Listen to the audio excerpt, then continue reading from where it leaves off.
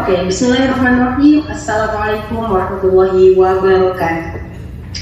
Oke, selamat datang kembali di podcast Raksasa Tanpa Batas. Sebuah ruang diskusi di mana kita akan mengupas tuntas isu-isu penting dalam ekonomi politik. Bersama saya, Tara Kilmuwaira, yang akan memandu Anda dalam episode kali ini. Oke, pernahkah Anda berhenti sejenak dan memperhatikan sekeliling? Dari ponsel pintar di genggaman Anda, sepatu yang Anda kenakan, hingga makanan yang Anda santap sehari-hari. Sebagian besar di antaranya memiliki jejak globalisasi dan juga peran besar dari perusahaan multinasional atau MNC. Mereka ini adalah entitas bisnis raksasa yang beroperasi lintas batas negara, memiliki kekuatan transformatif dalam membentuk landscape ekonomi, bahkan sosial, dan juga lingkungan di seluruh dunia. Dalam episode ini, kita akan menyelami lebih dalam bagaimana MNC ini dapat berperan sebagai kunci di era globalisasi ini. Kita akan membahas apa saja dampak positif yang mereka bawa bagi perekonomian suatu negara, serta sisi-sisi gelap atau juga tantangan yang ditimbulkannya, dengan berfokus dengan kasus-kasus aktual yang terjadi dalam beberapa tahun terakhir, mulai dari 2020 hingga saat ini. Ya, langsung saja kita mulai dengan pembahasan yang akan membuka wawasan kita tentang dunia di sekitar kita. Oke, mungkin sebelum lebih jauh lagi ya, kita mungkin harus tahu nih apa itu globalisasi. Globalisasi itu bisa dibilang kayak proses dunia ini makin terhubung antara satu dengan yang lainnya, kayak pertukaran ide, budaya, barang, dan cara pandang yang makin gampang banget nih. Sekarang nih, suatu kejadian di belahan dunia paling ujung itu bisa kita rasakan atau bisa kita tahu infonya itu dalam hitungan menit saja. Dunia itu kayak makin kecil ya, tapi dalam artian positif, yakni karena koneksi kita yang semakin erat. Salah satu aktor utama yang ada yang bikin globalisasi ini semakin ngebut adalah perusahaan multinasional atau biasa kita sebut dengan MNC, yang mana perusahaan-perusahaan gede yang operasinya itu nggak cuma ada di satu negara saja, tapi udah punya cabang, pabrik, atau fasilitasnya itu di berbagai negara lain. Contohnya nih, pasti kalian nggak mungkin nggak kenal nih sama perusahaan Apple, Samsung, Coca-Cola, McDonald, yang mereka itu cuma bukan sekedar brand saja, tapi juga mereka pemain global yang punya pengaruh yang sangat besar di dunia ini. Walaupun nih perdagangan multinasional ini sudah ada sejak lama, tapi MNC di dunia modern ini berkembang pesat karena ada kemajuan teknologi, komunikasi, dan transportasi. Sekarang nih banyak banget dari mereka yang penghasilannya itu lebih dari PDB negara kecil. Jadi nggak lebay ya kalau misalnya kita bilang kalau misalnya MNC ini raksasa ekonomi. Nah, kalau ngomongin tentang dampak positifnya atau dampak dari kehadiran MNC nih, banyak banget ya, atau punya dampak yang besar banget nih buat negara lain. Yang paling jelas adalah investasi.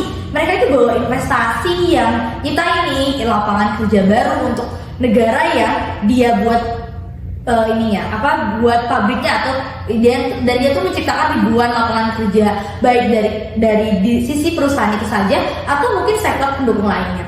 Yang lain juga ada dampak positif lainnya yang gak kalah penting, itu MNC ini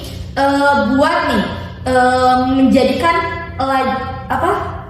jalur utama nih buat transfer teknologi dan informasi. Nih misalnya nih sebuah perusahaan teknologi nih buka nih cabang di negara Indonesia nih. Otomatis mereka akan dengan standar teknologi mereka yang canggih, manajemen karyawan yang rapi, itu bisa nih karyawan lokal tuh menyerap ilmunya, mendapatkan pelatihan dari sana, dan yang mana ini membuat skill kinerja kita atau negara tersebut itu makin kompeten dan makin punya skill baru yang bisa diasah lebih baik. Dan yang gak kalah penting, adanya MNC ini membuat nih inovasi atau kehadiran MNC ini buat perusahaan lokal itu makin sering nih memberikan inovasi atau biar gak kalah saing nih dengan produsen dari MNC ini.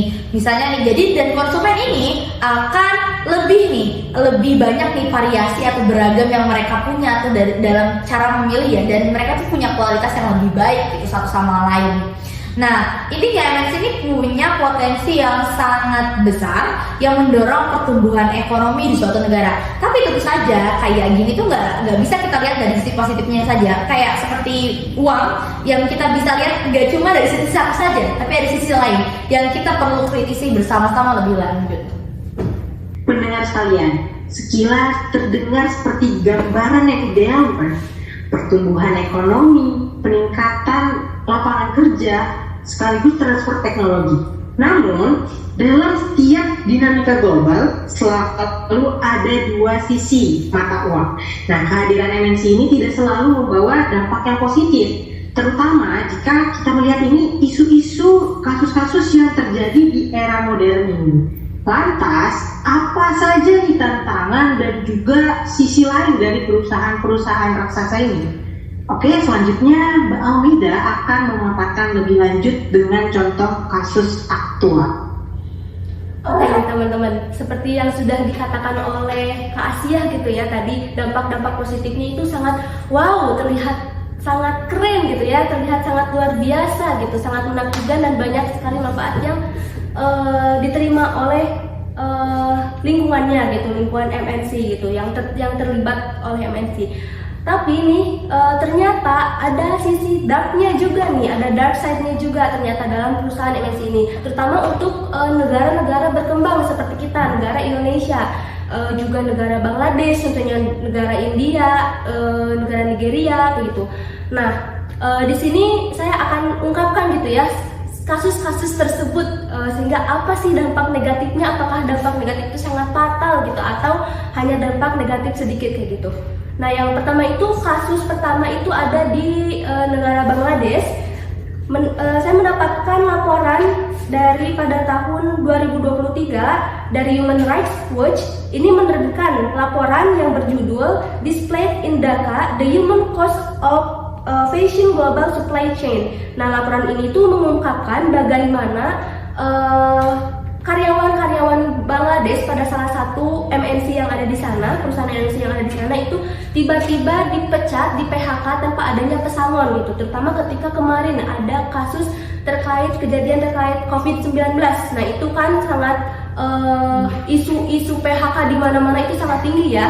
Nah, ternyata di Bangladesh ini ternyata PHK-nya itu tiba-tiba dan lebih parahnya itu tidak ada pesangon. Padahal kita tahu bahwa MNC ini kan perusahaan besar ya, yang tentunya harus punya regulasi yang lebih jelas, yang lebih baik, dan lebih mesejahterakan karyawan-karyawannya kayak gitu. Nah, kemudian kasus yang kedua ini ada di negara Nigeria, di mana salah satu MNC yang bergerak di sana itu di bidang fashion tekstil, nah mengalami kebocoran minyak sehingga mencemari lingkungan yang ada di sana, dan pada akhirnya setelah lingkungannya tercemari, maka pencaharian masyarakat yang sekitar pun terganggu kayak gitu. Nah, ini ada pada laporan dari World Economic Forum pada 2023 yang menyoroti Fashion New Climate Conundrum. Nah, kemudian yang kasus ketiga ini terjadi di Indonesia sendiri nih teman-teman. Pada laporan CNN pada April 2024 kemarin.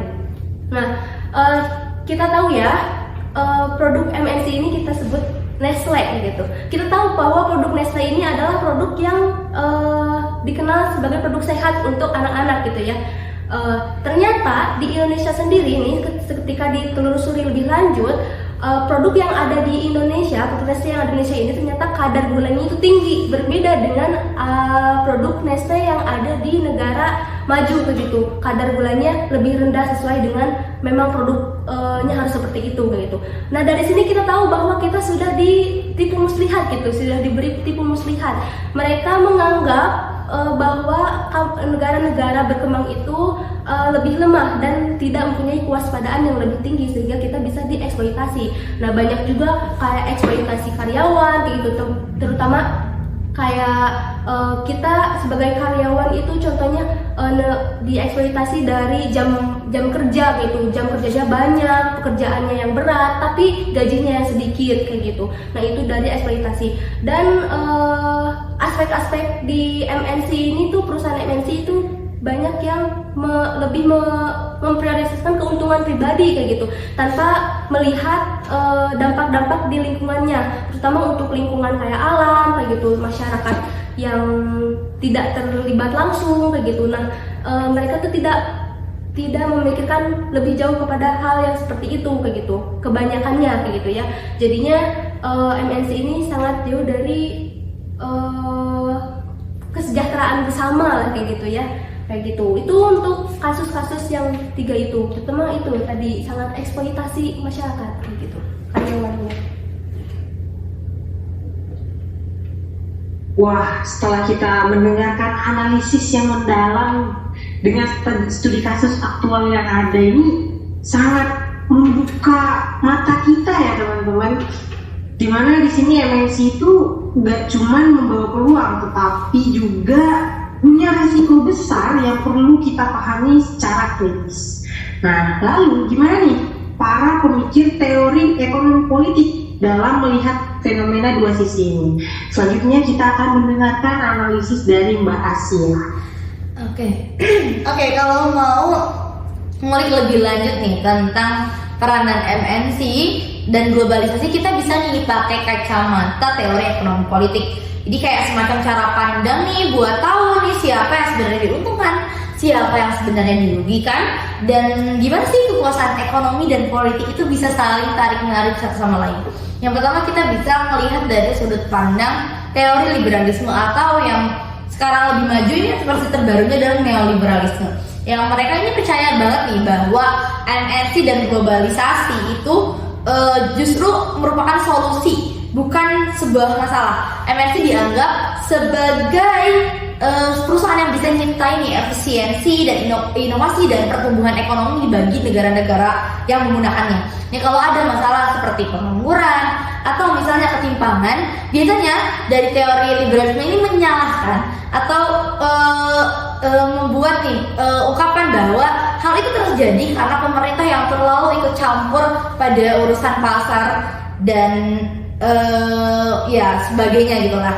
Jadi semakin sedikit batasan, menurut mereka itu semakin sedikit batasan dalam investasi dan perdagangan, itu tuh makin sejahtera. Tapi nih pandangan ini juga tidak bisa kita ambil mentah-mentah, atau orang-orang tuh langsung ngambil mentah-mentah nih teori ini. Ada juga yang mengkritisi teori ini, seperti teori Marxisme, yang dimana itu mereka tuh menganggap bahwa MNC ini bukan sebuah solusi, tapi malah ini adalah sebuah penyebab dari masalah ketimpangan, atau membuat nih kalau MNC ini makin orang tuh makin ketimpangan makin tinggi gitu loh, atau misalnya ya, malah merugikan gitu negara-negara berkembang. Kayak ibaratnya gini nih, perusahaan MNC itu hanya mengambil nih sumber daya dan karyawan-karyawan dari negara yang kecil atau negara-negara pinggiran, atau yang bisa mereka sebut ya, kan mereka sebagai pusat nih. Ini hanya sebuah objek gitu lah, sebagai objek untuk mereka itu ngambil untuk mencari keuntungan yang lebih banyak gitu dari perusahaan-perusahaan lain. Nah, tapi juga ada teori yang mengatakan ini teori neorealisme, yang dimana teori ini menganggap bahwa ini tuh gak bisa nih kita ngambil kalau misalnya si ini tuh hitam atau si ini tuh putih. Jadi neorealisme tuh bilang kalau itu fokusnya tuh bukan tentang pasar atau misalnya ketimpangan, tapi ini gimana suatu negara ini bisa nih menjadi aktor utama. Jadi negara kalau misalnya dia punya kekuatan atau punya strategi yang kuat, dia tuh bisa jadi pionir atau bisa jadi pion yang bisa mengendalikan MNC yang membuat keuntungan dari untuk negaranya sendiri gitu loh. Jadi mereka tuh nggak akan merasakan ketimpangan atau kerugian yang lebih banyak nih kalau misalnya negaranya itu punya strategi, atau misalnya mereka itu bisa membuat posisi tawar-menawar yang cukup kuat. Nah, jadi dari 3 pandangan ini nih Ishak memberikan kita pandangan yang berbeda-beda. Tapi di sini adalah sisi menariknya, yang mana kita tuh tidak bisa nih melihat bahwa MNC ini hitam atau MNC ini putih, tapi kita tuh bisa melihat nih, tergantung dari mana kita melihatnya dan bagaimana cara kita menanggapinya, atau bagaimana kebutuhan kita atau keterlibatan kita di dalam. Wah, jadi ada 3 nih ya Kak yang dibahas tadi. Yang pertama ada liberalisme, yang kedua ada marxisme, dan juga neoliberalisme. Nah, di sini kita jadi punya gambaran yang lebih utuh lagi gitu, ya nggak teman-teman? Iya dong pastinya. Nah, tapi sekarang kita harus tahu juga nih gimana kita itu melihat isu-isu globalisasi dan juga MNC ini dari sudut pandang yang terkadang ini jarang banget nih dibahas teman-teman. Ayo tebak, coba apa? Iya, betul banget. Itu tuh dari perspektif ekonomi Islam. Nah, kayak apa sih prinsip-prinsip yang relevan? Ini kita akan kupas tuntas dari Mbak Almeida. Oke, kalau ngomongin tentang perspektif ekonomi Islam ya, terutama ketika kita mahasiswa ekonomi Islam gitu, kita tahu bahwa perspektif ekonomi Islam itu sangat berkaitan erat dengan namanya keadilan dan etika bisnis Islam gitu. Etika bisnis Islam itu kayak gimana yang mensejahterakan semuanya gitu. Tidak hanya manusia, tapi juga tentang lingkungan kayak gitu dan semua pihak kayak gitu. Nah, kalau kita lihat dari segi dampak negatifnya tadi ya, yang sudah disebutkan sebelumnya, sangat terlihat bahwa MNC ini tidak sesuai dengan etika bisnis Islam yang mensejahterakan maslahatnya gitu. Nah, kita tahu juga kalau misalkan di bisnis Islam ini, di etika Islam ini harus ada kemaslahatan untuk bersama. Kita tahu kalau misalkan kita harus tinjau ulang nih. Contohnya kayak tadi aspek dampak yang negatif tadi itu kita harus tinjau ulang apakah banyak maslahatnya atau banyak negatifnya gitu. Karena kan tadi kita tahu juga kalau dari ke Asia itu ada dampak positifnya gitu. Jadi kita harus tinjau ulang lebih jauh apakah contohnya ketika perusahaan MNC ini menerapkan satu kebijakan begitu tentang pembuatan produk apa. Apakah produk ini itu akan banyak negatifnya atau akan banyak positifnya? Ini harus ditinjau apakah banyak mudaratnya atau banyak masalahnya kayak gitu. Karena kita tahu nih kalau misalkan MNC ini kan para komisaris ini kan sangat mengejar keuntungan ya, sangat bersaing dengan MNC perusahaan MNC lainnya gitu. Dan aspek inilah yang membuat yang kaya semakin kaya, yang miskin itu semakin miskin gitu. Jadi sangat mengesampingkan dampak-dampak di luar yang tidak secara langsung berkaitan kayak masyarakat atau lingkungan gitu. Mereka tidak seringkali mereka tidak memikirkan hal itu gitu. Yang tadi juga kayak tidak adil antara waktu jam kerja dan gaji yang diberikan itu tidak adil gitu. Ini kita harus meninjau ulang dari aspek syariat Islamnya apakah sesuai atau tidak begitu. Harus juga ada kayak goror, apakah goror maisir yang kayak gitu itu harus ditinjau ulang gitu. Mungkin seperti itu. Wah, terima kasih banyak Mbak Asia, Mbak Almeida. Ini sebuah pembahasan yang sangat membuka pikiran kita semua ya teman-teman. Baik kita udah dari definisi, dampak positif dan negatifnya, sampai ke perspektif nih, teori ekonomi politik dan juga ekonomi Islamnya. Nah di sini kita bisa lihat nih bahwa globalisasi dan juga perusahaan multinasional inilah fenomena yang kompleks, ibarat pedang bermata dua. Terutama dengan melihat kita itu tadi melihat kasus-kasus aktual dari tahun 2020 sampai saat ini. Nah kita semakin menyadari nih bahwa di balik potensi ada kemajuan, ada juga nih pasti tantangan dari etika, sosial dan juga lingkungan yang harus kita segera atasi. Nah di sini penting nih bagi kita sebagai masyarakat yang cerdas itu nggak bisa tuh nerima begitu aja. Kita tuh perlu regulasi yang kuat baik dari pemerintah dan juga komitmen etika bisnis dari perusahaan itu sendiri. Dan yang terpenting itu adalah kesadaran kita sebagai konsumen dan juga warga negara. Nah, pilihan kita dalam mengkonsumsi serta suara yang kita dalam menyuarakan kebatinan itu dapat menjadi kekuatan yang mendorong globalisasi yang lebih adil dan juga berkelanjutan bagi semuanya. Baik, kami berharap dari diskusi ini bisa memberikan kalian semua wawasan yang baru dan juga memicu refleksi yang lebih lanjut. Sekian, terima kasih banyak telah menyimak podcast Raksasa Tanpa Batas episode kali ini. Jangan lupa untuk tetap ikuti kami di episode selanjutnya. Saya Karakel Maira pamit undur diri. Sampai jumpa. Assalamualaikum warahmatullahi wabarakatuh.